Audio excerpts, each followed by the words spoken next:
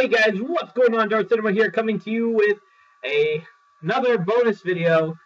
This is kind of branching off of my last one when I was talking about Spider-Man joining the Marvel Cinematic Universe.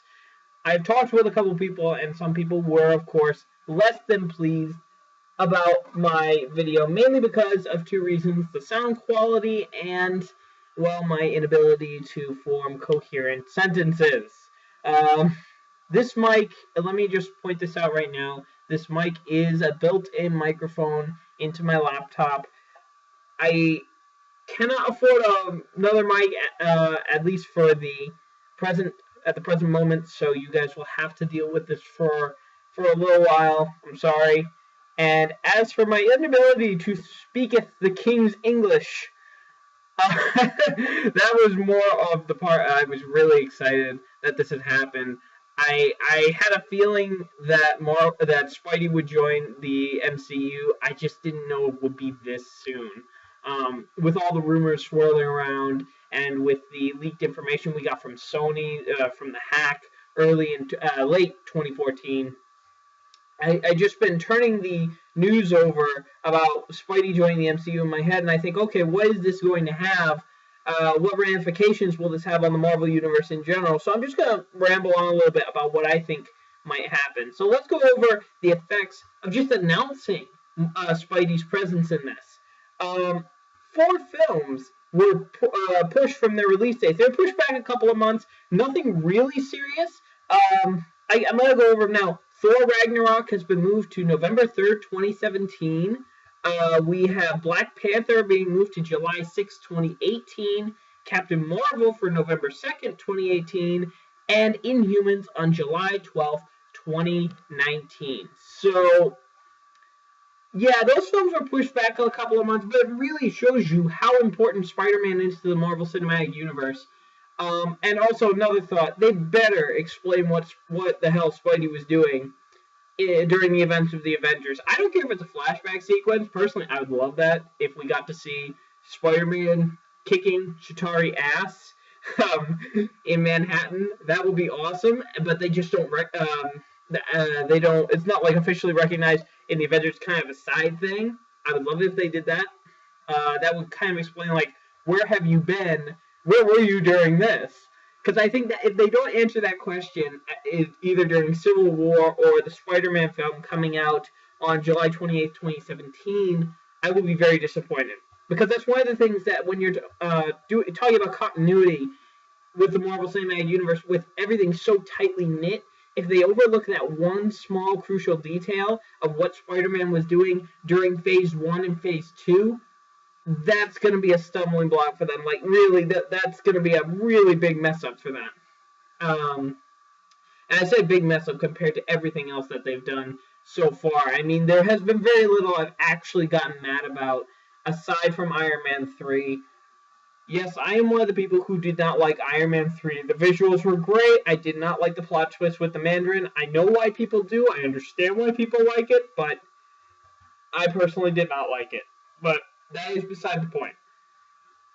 So anyway, what my thought, and I don't hear this getting tossed around about Spider-Man's involvement, but it also made me think this could also be an opportunity for Robert Downey Jr. to star in more Marvel films. Yeah, I think out of all the Avengers that could cross over into a solo Spider-Man film, and it has been confirmed that an Avenger probably will cross over into the Spider-Man films, just as Spidey will cross over into Avengers and Civil War. I highly think out of all the Avengers we've seen, that Tony Stark is probably the most likely. And if they're going to pursue that kind of scientific colleague relationship that they had in the comics, I would be really happy with that. So let me just talk about the actors they have, that they have picked. Not that they have officially announced who's gotten picked. There are 2 frontrunners that are being heavily rumored to be considered for Spider-Man, and that's Dylan O'Brien from Teen Wolf and Logan Lerman from Percy Jackson and the Olympians. Now, I have not seen Teen Wolf. I have not seen Dylan O'Brien. I do not know his acting, so I am not going to judge him. Logan Lerman, on the other hand, oh boy!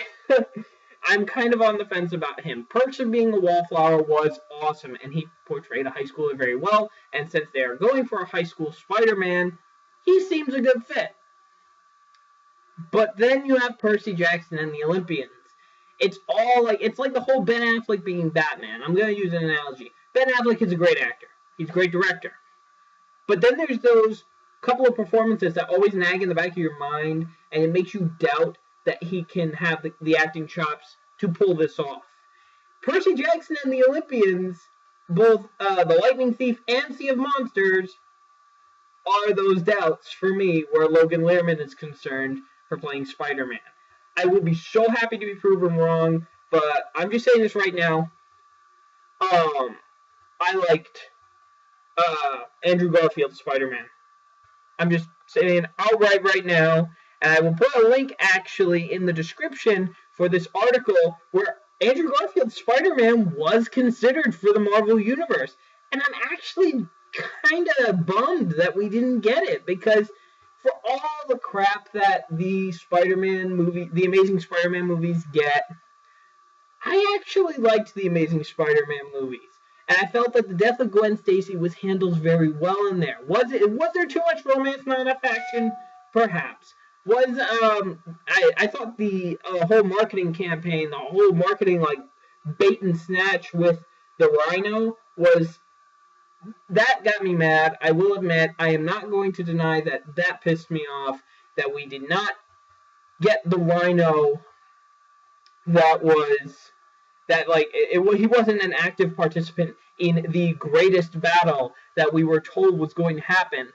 I liked, I don't know how you pronounce his name, DeHaan, who played the Green Goblin, who played Harry Osborn. He was good. I liked him. Especially if you just listen to his voice, because I was actually going through a video on YouTube by the Generation West. Great guy. Great videos. You should really check him out.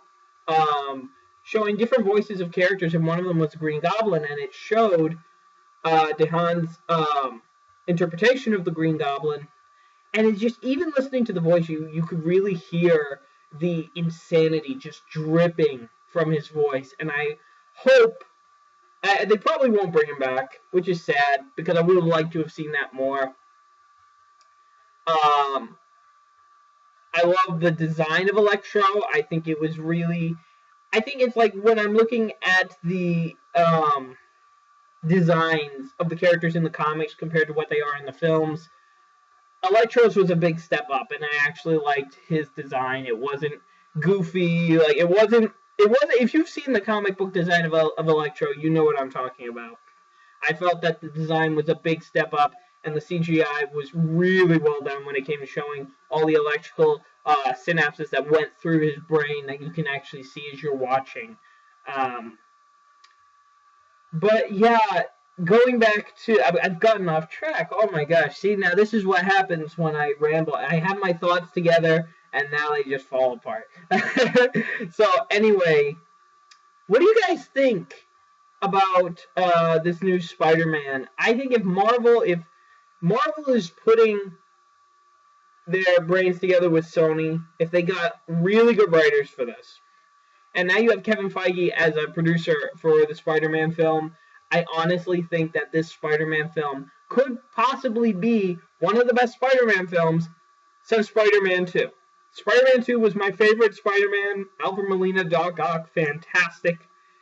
I honestly think that with Marvel kind of taking the reins with this project creatively, I really think that this Spider-Man can have the potential to wow people, and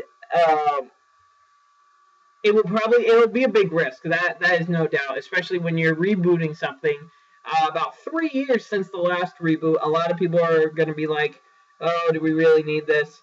Easy way, skip over the origin. That saves a half hour of screen time. You can tell it in flashbacks if you want it, very short flashbacks, but essentially skip the origin and keep this character, get it to where we want it. We want him in high school. We already want him as Spider-Man, and we want him fighting bad guys. That's what we want. And get a good villain. Mysterio, Scorpion, Kraven the Hunter. You have a bunch of good villains that you could do. Hell, I would love to see a Black Cat supporting role in that. That would be awesome. Felicia Hardy would be awesome in that. So, let me know in the comments, what are your thoughts about this new Spider-Man? Are you excited? Who do you want to see as the actor? Dylan O'Brien, Logan Lerman, or someone completely different? Let me know in the comments below. My name is Darth Cinema, and I will see you guys in the next video. Bye-bye!